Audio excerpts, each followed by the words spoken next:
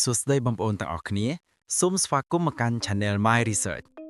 ថ្ងៃនេះខ្ញុំនឹងនាំលោកអ្នកទាំងអស់គ្នាទៅដឹងពីរឿងប្រវត្តិសាស្ត្រមួយនោះគឺមូលហេតុដែលប្រទេសសៀមមិនត្រូវបានមហាអំណាចដាក់អាណានិគម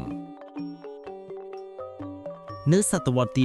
19និងដើមសតវត្សទី20ជាសម័យដែលមហាអំណាចលោកខាងលិចបានពង្រីកអាណានិគមទូទាំងតំបន់អាស៊ីអាគ្នេយ៍ប្រទេសនានាបានធ្លាក់ក្រោមការគ្រប់គ្រងរបស់អង់គ្លេសបារាំង ហូឡង់ អេស្ប៉ាញ និងសហរដ្ឋអាមេរិកប៉ុន្តែមានប្រទេសតែមួយគត់ដែលបានរក្សាឯករាជ្យភាពរបស់ខ្លួនបាននោះគឺប្រទេសសៀមឈ្មោះបច្ចុប្បន្នគឺប្រទេសថៃប្រទេសសៀមអាចរួចផុតពីនឹមអាណានិគមអាចរក្សាឯករាជ្យភាពបានមិនមែនមកពីសំណាងនោះទេហើយក៏មិនមែនដោយសារតែប្រទេសសៀមនឹងមានកម្លាំងតបខ្លាំងក្លាកម្រិតពិភពលោកដែរប៉ុន្តែវាគឺជាលទ្ធផលនៃការរួមបញ្ចូលគ្នានៅកត្តាជាច្រើនរួមមាន 1. ទីតាំងភូមិសាស្ត្រយុទ្ធសាស្ត្រប្រទេសសៀមជាតំបន់មួយស្ថិតនៅកណ្ដាលតំបន់អាស៊ីអាគ្នេយ៍ចន្លោះអាណានិគមរបស់បារាំងនិងអង់គ្លេសដែលខាងកើតគឺតំបន់ឥណ្ឌូចិនមានវៀតណាមឡាវកម្ពុជាស្ថិតក្រោមអាណានិគមបារាំងហើយខាងលិចនិងខាងត្បូងមានភូមានិងម៉ាឡេស៊ីស្ថិតក្រោមអាណានិគមអង់គ្លេសមហាអំណាចទាំងពីរបានមើលឃើញថាគួរតែរក្សាសៀមជាប្រទេសឯករាជ្យជាតំបន់ទ្រនាប់ជាវិស្វៀងកុំឲ្យមានព្រំដែនរួមរវាងចក្រភពបារាំងនិងអង់គ្លេសដែលអាចនាំទៅដល់ជម្លោះយោធាដោយផ្ទាល់និងដើម្បីអាចរក្សាតុល្យភាពអំណាចនៃតំបន់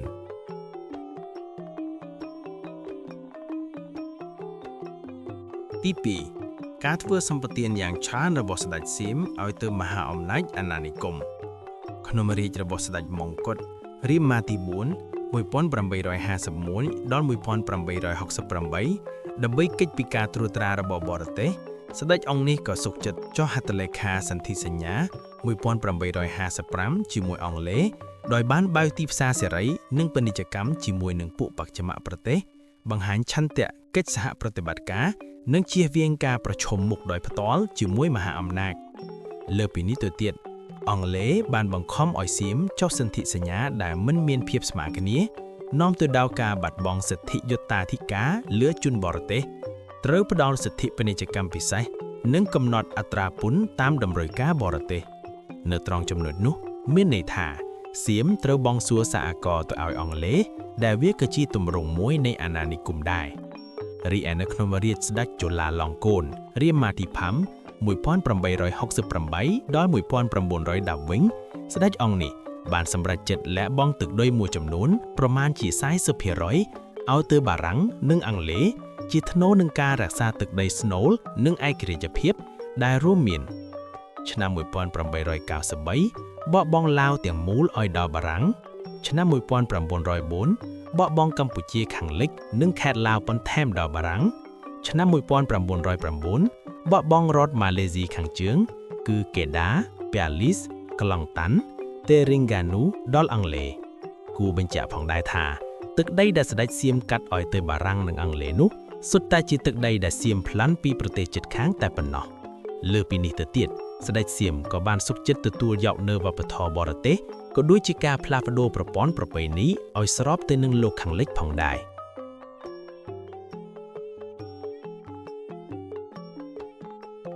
3. ការកែតម្រង់និងទំនើបកម្មទាន់ពេលវេលានៅក្នុងកំឡុងពេលដែលបារាំងនិងអង់គ្លេសកំពុងប្រជែងគ្នាស្ដេចសៀមជូឡាឡុងកុន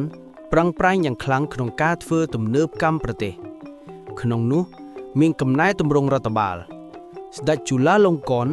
បានធ្វើកំណែទម្រង់ដ៏ទូលាយទូលាយមានដូចជាបំបត្តិទាសករ 1905 បង្ហាញភាពទំនើបកែតម្រង់ក្រសួងតាមគំរូអឺរ៉ុប12ក្រសួងបង្កើតប្រព័ន្ធតុលាការទំនើបកែតម្រង់ពន្ធដារនិងហិរញ្ញវត្ថុបង្កើតប្រព័ន្ធប្រៃសណីយ៍និងទូរលេខរីឯវិស័យយោធាវិញក៏មានកំណែទម្រង់ដែលដូចជាបង្កើតកងទ័ពទំនើបតាមគំរូអឺរ៉ុបជួលទីប្រឹក្សាយោធាបរទេសទិញអាវុធទំនើបបង្កើតសាលាយោធាចំពោះវិស័យអប់រំក៏មានការកែតម្រង់ស៊ីជម្រៅ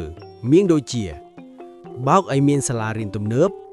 បញ្ជូនព្រះរាជបុត្រនិងអភិជនទៅសិក្សានៅអឺរ៉ុបអញ្ជើញគ្រូបរទេសមកបង្រៀនបង្កើតសាកលវិទ្យាល័យសម្រាប់ហេដ្ឋារចនាសម្ព័ន្ធវិញមានការអភិវឌ្ឍគួរឲ្យកត់សម្គាល់មានដូចជាសាងសង់ផ្លូវដែកពង្រីកផ្លូវថ្នល់អភិវឌ្ឍកំពង់ផាទំនើបកម្មទីក្រុងបាងកកជាដើម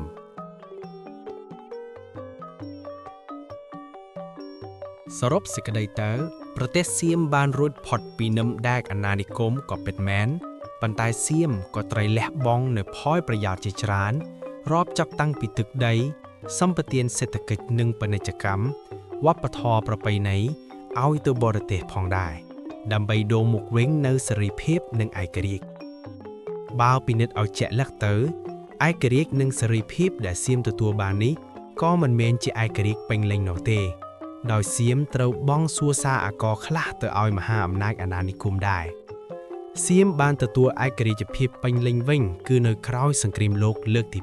2ប៉ុន្តែទោះបីជាយ៉ាងណាក៏ដោយប្រទេសសៀមបានបង្ហាញថាប្រទេសតូចអាចរក្សាឯករាជ្យភាពបានទោះបីជានៅក្នុងសម័យនៃអាណានិគមនិយមក៏ដោយប្រសិនបើមានការទូតឆ្លាតវៃការកែតម្រង់ទាន់ពេល